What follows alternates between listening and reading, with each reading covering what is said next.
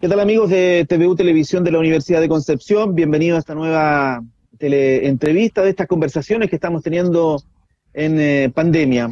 Y hoy queremos hablar de un tema, creo yo, importantísimo, importantísimo, porque todos, absolutamente todos en pandemia, en algún sentido hemos tenido que ver con el tema que vamos a tratar hoy.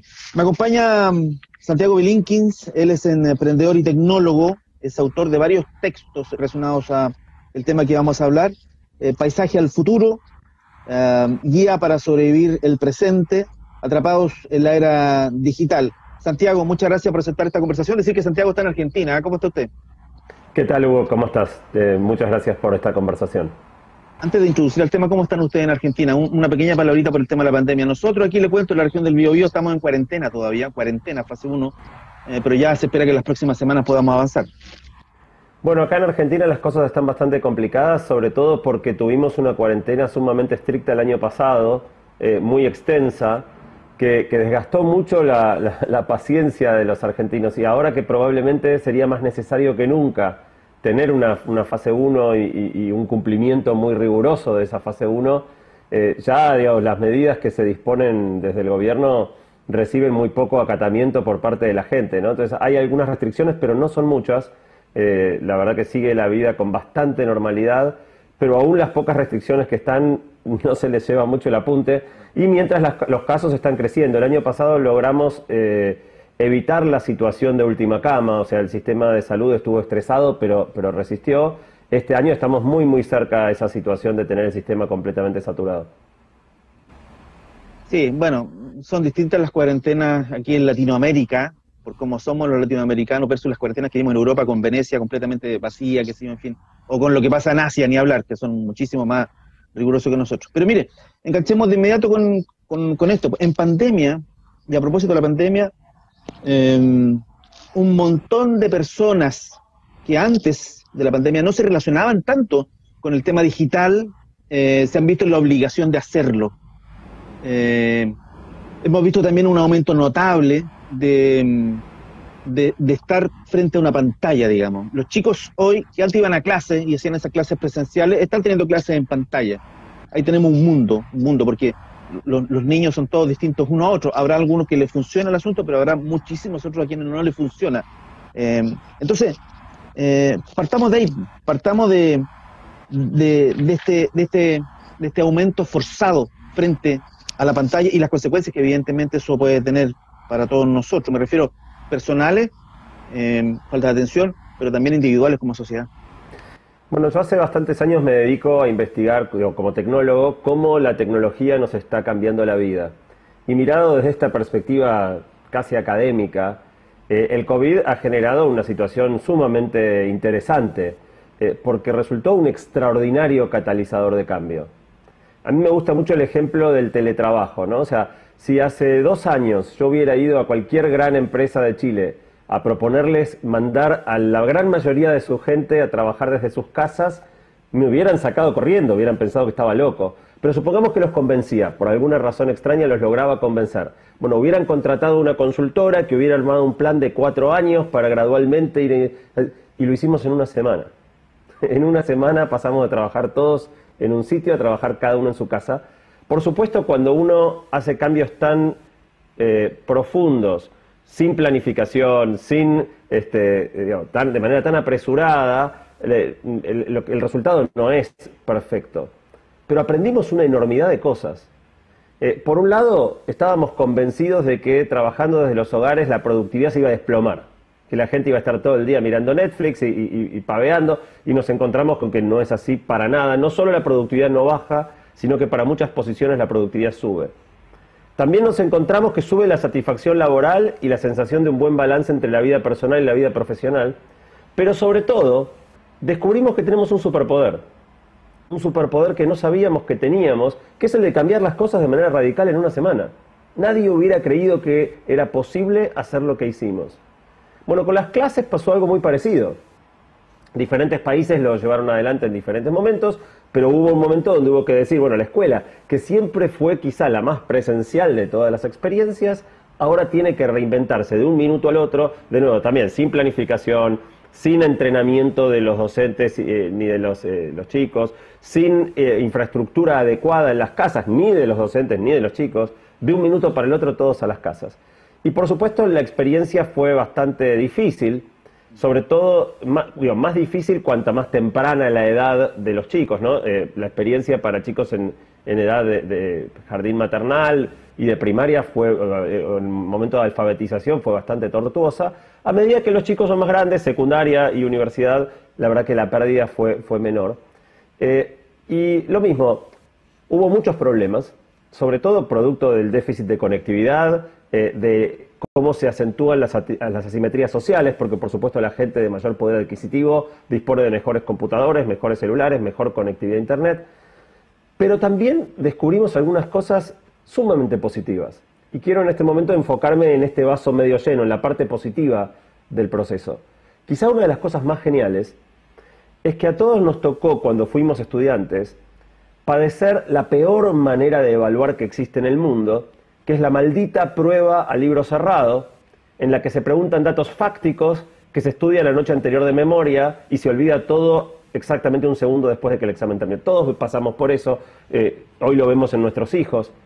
Bueno, una de las primeras cosas que los docentes y las docentes encontraron al tener que evaluar en modalidad virtual es que en la misma computadora o celular que los chicos tenían que responder el examen, tenían Google y Wikipedia y se podían copiar, incluso podían tener documentos abiertos. Y eso es genial, porque por primera vez en la historia, en el año 2020 tomamos más evaluaciones a libro abierto y elaboración de monografías individuales o grupales que la maldita prueba a libro cerrado en memoria. Y eso es un avance extraordinario. Otro avance interesantísimo es la utilización de videos para el dictado de clases. Otra cosa que se encontraron los y las docentes al tener que dictar clases virtuales es que muchos de los estudiantes no disponían de un celular o una computadora para uso exclusivo. Entonces podían conectarse en ciertos horarios, pero no necesariamente en la hora exacta en que estaba prevista la clase. Esto los llevó a tener que grabar las clases, porque entonces los que no podían conectarse en el horario podían verla después. Cuando empezamos a grabar las clases, pasan varias cosas muy interesantes. La primera es que tener la clase grabada permite, incluso para el que la haya visto en vivo, volver a ver los pedazos que no entendió, consultar con un compañero, relacionarse de otra manera con el texto de la clase. La segunda cuestión es que este año, que por segunda vez estamos teniendo que dictar clases desde la pandemia, si ya tenemos la clase grabada del año pasado, no necesariamente necesitamos volver a grabarla. Podemos utilizar esta biblioteca de videos que hemos construido. Y el tercer punto es que cuando empezamos a construir una biblioteca de videos, empezamos a descubrir otro efecto, que es que tal vez la persona ideal para dictar esta clase de física sobre movimiento rectilíneo uniforme no es el profesor de secundario que nos tocó en suerte, sino que tal vez hay una persona, no sé, en Antofagasta o en Puerto Montt, o vaya a saber dónde, o incluso fuera de Chile, en Argentina o en otro país, que es la mejor, el movimiento rectilíneo uniforme es el mismo en todos lados, que es la mejor persona en explicar ese tema. Y entonces, ¿por qué tomar la clase con el profesor o la profesora que nos tocó si podemos tomar clase con el mejor profesor de toda América Latina explicando ese tema en cuestión? Entonces, eso abre las puertas a una nueva modalidad de enseñanza que veremos si se asienta, porque ahora que la presencialidad en muchos de los países está regresando, estamos dejando todo esto atrás. Estamos dejando atrás todo lo malo de la falta de presencialidad, pero estamos también dejando atrás todo lo bueno de la falta de presencialidad. Sí, en Chile el tema de la brecha entre los más ricos y los más pobres es una cuestión brutal, histórica por lo demás, y se acentuó con la pandemia. Efectivamente hemos visto muchos ejemplos de niños que sin conexión a internet sencillamente han abandonado el sistema escolar por miles, esa es la verdad, por miles de niños han abandonado el sistema escolar a propósito de la brecha esta. Algo dijo al final, ¿cuánto de esto va a quedar finalmente? Porque la idea es que volvamos a una nueva normalidad, se ha llamado, ¿no es cierto?, pero que volvamos con algo de lo que aprendimos, digamos, y rescatar algo de lo que aprendimos. Usted habla de las pruebas a libro cerrado, la maldita prueba al libro cerrado, dice. Estoy de acuerdo con usted. Es decir, no se trata de... tenemos que cambiar la forma de aprender, ¿ah? Pero tengo la sensación que van a volver esas pruebas. Ya han vuelto, digo, en todos los países que retomaron con algún grado la presencialidad, las pruebas malditas han vuelto, no solo Incluso algunas instituciones educativas consiguieron softwares que permiten, como un navegador especial para que los chicos instalen en sus máquinas, que les impedía consultar para poder tomar prueba de memoria a libro cerrado, aún desde la virtualidad. ¿Qué va a quedar de esto? Honestamente no lo sé. O sea, yo soy tecnólogo, no soy futurólogo. Creo que realmente eso dependerá de qué decisión tomemos como sociedad. Honestamente, hay enormes oportunidades de aprendizaje para el teletrabajo, para la educación, para montones de los órdenes de la vida que se han digitalizado mucho para pasar en limpio.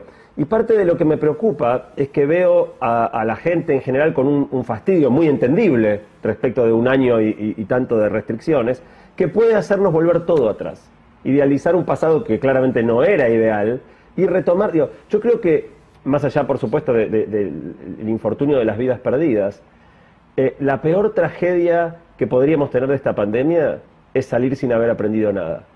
O sea, no queremos seguir viviendo como en el momento actual de restricciones, pero tampoco volvamos al 2019.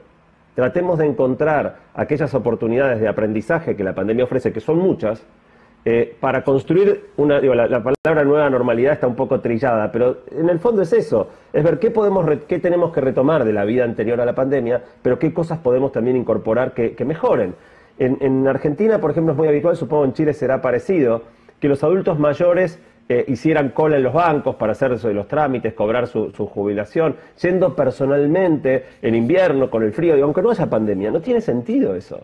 Hoy existen las herramientas digitales para poder resolver eso de una manera que no exponga a los adultos mayores. Si quieren salir a la calle, que salgan a sentarse en un banco de una plaza a conversar con amigos, no a hacer fila en un banco. Bueno, la adopción de todas estas herramientas digitales tiene la posibilidad de mejorar la calidad de vida de las personas, pero bueno, vamos a tener que proponernos como sociedad sostener algunos de esos cambios. Vamos al tema de las redes sociales en particular y el uso y abuso de estas redes sociales. Yo, estudié periodismo cuando todavía había máquina de escribir, llegó el primer computador y he sido como testigo de todo ese avance, digamos. Y me acuerdo cuando aparecieron el tema de las redes sociales, aparecieron como una muy buena oportunidad. Una muy buena oportunidad, ¿por qué? Porque los medios íbamos a poder acceder a información más rápido. Sin embargo, con el tiempo, no sé, usted me dirá si está de acuerdo con mi opinión o no, con el tiempo las redes sociales se han vuelto un problema eventualmente para los medios de comunicación tradicionales formales. Porque ahora cualquier persona puede tener un medio de comunicación, hay que definir qué es lo que es un medio de comunicación, por supuesto. Pero cualquier persona puede tener puede informar, puede comunicar, puede opinar, y la gente que no maneja el tema de los medios de comunicación en términos generales no hace distingo entre un medio formal y un medio informal, lo acepta como información y lo hace propio, y eso ha generado una dispersión en la información bien compleja. ¿Qué hacemos con ese tema? Sí, realmente no quiero hablar solo del aspecto negativo de las redes sociales, pero el aspecto positivo todos lo conocen, así que me voy a enfocar en el negativo. El problema más grande que tenemos es que siempre los medios intentaron capturar la atención de los usuarios, ¿no? Cuando o de los televidentes o de los lectores, si fuera un medio gráfico. La televisión siempre, todo programa trataba de maximizar el rating. Pero los recursos que contaba eran muy limitados, porque tenía que darle la misma señal, la misma transmisión a todos los televidentes. No podía saber realmente con detalle quién estaba mirando el programa en un momento dado. Las redes sociales saben todo de nosotros. Todo es todo. Hay un experimento de la Universidad de Cambridge que muestra que Facebook nos conoce mejor que nuestra familia y nuestros amigos íntimos. Esto, digamos, que puede sonar impactante. Facebook sabe realmente muchas veces de nosotros más que nosotros mismos. Eso les permite hacer algo que ningún medio anterior había podido hacer, que es ofrecer un contenido distinto a cada persona. O sea, si yo entro a Instagram, a YouTube y tú entras, lo que vamos a ver son cosas completamente distintas, incluso aunque en la red sigamos a las mismas personas. ¿Cómo está elegido qué contenido ve cada uno? Bueno, está elegido para maximizar el tiempo que pasamos dentro de cada plataforma. Entonces, si estamos en este momento tremendamente tironeados en nuestro tiempo, es por esto. Es porque hay un montón de compañías en una guerra para conquistar nuestro tiempo. Y la razón es muy simple. El modelo de negocio es mostrarnos publicidades ultra segmentadas, y para poder facturar más y mostrar más publicidades necesitan nuestro tiempo. Lo que en el fondo venden estas compañías, que para nosotros parecen gratuitas, es nuestro tiempo de atención segmentado a los anunciantes. Y esto es lo que en definitiva genera una situación muy problemática, sobre todo con usuarios que actuamos con mucha ingenuidad. Si fuéramos en este momento a hacer una compra a un negocio, por ejemplo un par de zapatos, y entramos a comprarlos, tendríamos cierta desconfianza, nos preguntaríamos si serán cómodos, si serán de buena calidad, si estamos pagando un precio razonable. Pero cuando el producto es gratis, bajamos la guardia. Y en realidad debiera ser exactamente al revés. Imagínate que entramos a un comercio a comprar zapatos y cuando vamos a pagar nos dicen, no, son gratis, se los puedes llevar. Digo, ¿cuál es la trampa? O sea, no puede ser que me den gratis un par de zapatos. ¿Y por qué puede ser que te den gratis una red social, una plataforma de video, un sistema de comercio, de correo electrónico? Tiene que haber una trampa. Bueno, hay una trampa, que no es trampa, está explícitamente. Todas estas plataformas recogen un volumen absurdo de datos acerca de nosotros y los utilizan para vender nuestro tiempo a los anunciantes. Eso es lo que está detrás de que en cualquier reunión social que vamos, la mayoría de las personas está más pendiente de lo que pasa en su teléfono que de lo que pasa a su alrededor, de montones de madres y padres que están más preocupados por su teléfono que por sus hijos, o hijos que están más preocupados por su teléfono que por sus padres o sus abuelos. Digo, esta ruptura de cierto lazo y este ensimismamiento con la tecnología es producto, no es casualidad. Es producto de lo que específicamente estas compañías tratan de hacer con nosotros. Eso tiene, la gran receta, eso tiene un retorno porque el tema se va agudizando cada vez más. Yo he visto un par de documentales, seguramente usted también, de quienes hicieron Facebook, Instagram y todo el cuento, y en algún momento se les preguntan en esos documentales, ¿sus hijos tienen redes sociales? No. Pero yo deduzco que la idea no es que eliminemos esto, al contrario, tenemos que saber manejarla, ¿o no? Hay gente que adopta la postura más extrema de decir, bueno, no usemos las redes sociales, cerremos las cuentas. Yo no tengo esa postura. O sea, mi libro, Guía para sobrevivir el presente, se trata 100% sobre esto que estamos conversando ahora. Y mi postura no es tan extrema. Yo creo que las ventajas de la vida conectada son enormes también. Y no tiene sentido renunciar a todas esas ventajas. Pero estamos jugando un partido completamente desigual, con la cancha inclinada así en nuestra contra, ¿no? Compañías tremendamente sofisticadas, que disponen de un volumen enorme de información y usuarios que actuamos con completa ingenuidad, entregando toda nuestra información sin ningún problema. Cada vez que, por ejemplo, para usar una plataforma aceptamos los términos y condiciones, estamos técnicamente firmando un contrato escrito por la otra parte sin siquiera leer qué estamos firmando. Y no es casualidad, los términos y condiciones están hechos para que no los podamos leer. O sea, de nuevo, es una trampa. Podrían hacer los términos y condiciones destacando en 3 o 4 párrafos qué estamos consintiendo al aceptarlos. Pero no, es mucho más cómodo hacer que tengan 80 páginas largas, nadie puede leerlo, quiere usar la plataforma, pero aceptamos y listo. Entonces, mi gran apuesta con mi libro, con mis conferencias, es despabilar a los usuarios, es que perdamos esa ingenuidad, porque si yo, por ejemplo, te regalaron para tu cumpleaños una motosierra y nunca manejaste una motosierra, no la encenderías en tu living, no se la darías a tu hijo de 2 años. Pero te doy un celular y no parece peligroso. Y en realidad me animo a decir que el celular, mal usado, es mucho más peligroso que la motosierra. Y se lo damos a nuestros hijos, a nuestros bebés, sin ningún grado de supervisión, los usamos nosotros sin ningún grado de precaución. Entonces, de alguna manera hay que cambiar la manera en la que estamos usando hoy los dispositivos, porque están diseñados para producir esos efectos adictivos. ¿Hay alguna iniciativa que han limitado o han regulado a los gigantes, a Facebook en particular? Recuerdo que han salido unas leyes en Norteamérica que han regulado la acción de estos gigantes. ¿Esas van en la línea adecuada, diría usted? ¿Ese es el camino eventualmente? No solo nosotros despabilarnos, como dice usted, frente a las redes sociales, sino que también hayan regulaciones, ya no solo incluso de Estados Unidos, sino regulaciones en el mundo. Sí, las regulaciones más estrictas en este momento al respecto son las de la Unión Europea, más que Estados Unidos. Yo creo que algo se puede trabajar desde ese lado, pero si los usuarios no nos despabilamos, si no nos despertamos y empezamos a entender, por ejemplo, lo importante que es conservar nuestros datos personales, o sea, la idea de preocuparse por la información personal la volvieron sinónimo de tener algo que ocultar, ¿no? Si no tenés nada que ocultar, ¿por qué no querrías compartir? Y en realidad no hace falta tener algo que ocultar. Yo puedo usar tus datos personales para hacerte hacer cosas que no te convienen. Hay un ejemplo muy interesante de una de las aplicaciones más comunes para pedir autos, remises y eso. Hace unos años se descubrió en Estados Unidos que como cuando uno instalaba el app, le daban montones de permisos sin siquiera mirar que estaba permitiendo, uno de los permisos que uno entregaba era que accedieran a la información de cuánta batería te quedaba en el teléfono. Y como los precios son raros, porque uno nunca sabe, a veces los viajes son baratos, a veces son caros, se supone que depende si va a llover, si hay muchos choferes, si hay mucha demanda, no sabemos por qué a veces el precio es uno y a veces es otro. Bueno, una de las cosas que estaban en el modelo de precificación es cuánta batería te quedaba en el celular. Si te quedaba poca batería, te pasaban un precio mucho más alto, porque sabían que tenías que resolver rápido y no tenías tiempo de evaluar otras alternativas. Esto se descubrió de casualidad, porque estas compañías no abren cómo son sus algoritmos, no revelan sus métodos. Lo descubrió un periodista pidiendo en 2 teléfonos el mismo viaje al mismo tiempo, uno con batería, otro sin batería, y viendo que sistemáticamente los precios que recibía eran diferentes. Obviamente cuando esto se descubrió se armó un escándalo y la compañía dejó de hacer esto. Pero ¿cuántas trampas más como esa habrá? Entonces, cuando entregamos nuestros datos, tenemos que asumir que van a ser usados en nuestra contra, no porque tengamos cosas que ocultar, sino porque en definitiva es mucho más fácil vendernos cosas que no necesitamos, cobrarnos precios que no queremos pagar. En definitiva es un poder muy grande el que ofrece la información. ¿Qué hacemos con los chicos, con los niños que ingresan a estas redes?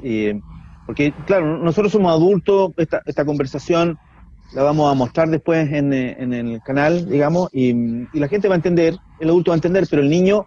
Cuando hablo de niño, por favor, me refiero a niños de 5 o 6 años, que se enfrentan a un aparato con el mundo a sus pies. Entonces, ¿cómo hacemos con los chicos? La responsabilidad de los padres, imagino yo que es importante, pero también, creo yo, debería haber, no sé que es complejo, pero un sistema P, un celular P, un aparato P para niños específicamente, y eso no lo veo.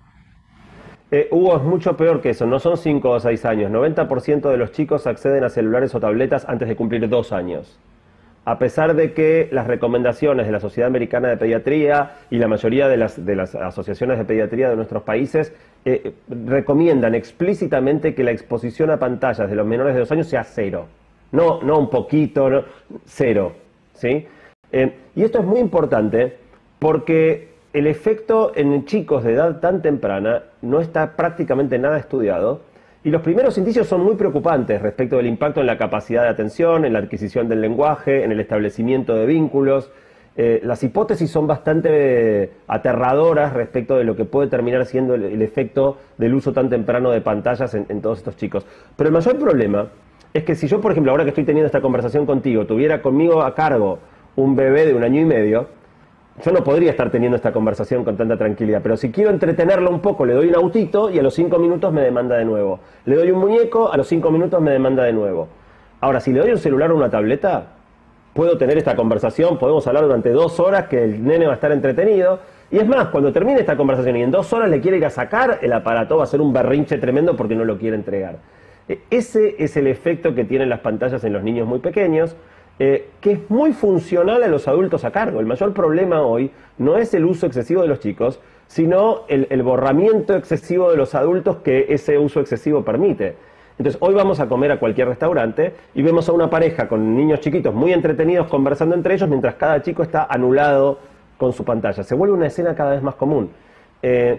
Y en esa situación tensa, ¿no? Yo me acuerdo cuando mis hijos eran chiquitos y iba a comer a un restaurante, era un lío. Nico, mirá, no corras, no hagas ruido, ves que es un lugar de grandes, nadie está... Bueno, en esa fricción había mucho aprendizaje, mucha capacidad de, restringir el impulso. En este momento no puedo gritar, no puedo correr. Y ese aprendizaje con una tableta, si bien el chico no grita ni corre, ese aprendizaje se pierde, esa capacidad de inhibir el impulso. Y ese es el tipo de aprendizajes que estamos perdiendo por el uso excesivo de tabletas en niños chiquitos. Yo tengo en mi canal de YouTube una conferencia de 1 hora gratuita específicamente sobre este tema. Realmente los que tengan niños chiquitos les pido por favor que la vean, mía o alguna otra, pero es muy importante que los padres y madres se informen respecto de la situación de lo que está pasando con el uso de pantallas en edades anteriores a la edad escolar. Y ya vamos terminando esta conversación, ha pasado volando el tiempo, casi media hora. Santiago, ¿qué le viene a la cabeza cuando le mencionan, con mucha frecuencia, seguramente más conectados y cada vez más solos, esta contradicción vital? Yo me puedo comunicar con gente en España, contigo ahora en Argentina, pero queda la sensación de la soledad, ¿o no? ¿Qué pasa con eso? Es un tema que investigué mucho para mi libro, porque varios países están teniendo la mayor epidemia de soledad de toda la historia. Nunca hubo tanta gente que se sienta sola como ahora. Y la paradoja, como bien decía, es que en el momento de máxima conectividad y máxima comunicación nos sentimos más solos. E investigando el tema de la soledad, encontré un dato que por lo menos a mí me resultó muy antiintuitivo, que es que el problema de la soledad no es estar solo, es sentirse solo. La sensación subjetiva de soledad puede ocurrir estando rodeado de gente. No tiene que ver con quién uno está o si está solo, sino con cómo uno se siente. Y ese es el problema, el debilitamiento de los vínculos cara a cara, de la conexión profunda con otras personas, aun cuando estemos todo el día dando me gusta y poniendo comentarios, nos deja más solos que nunca, nos deja subjetivamente solos.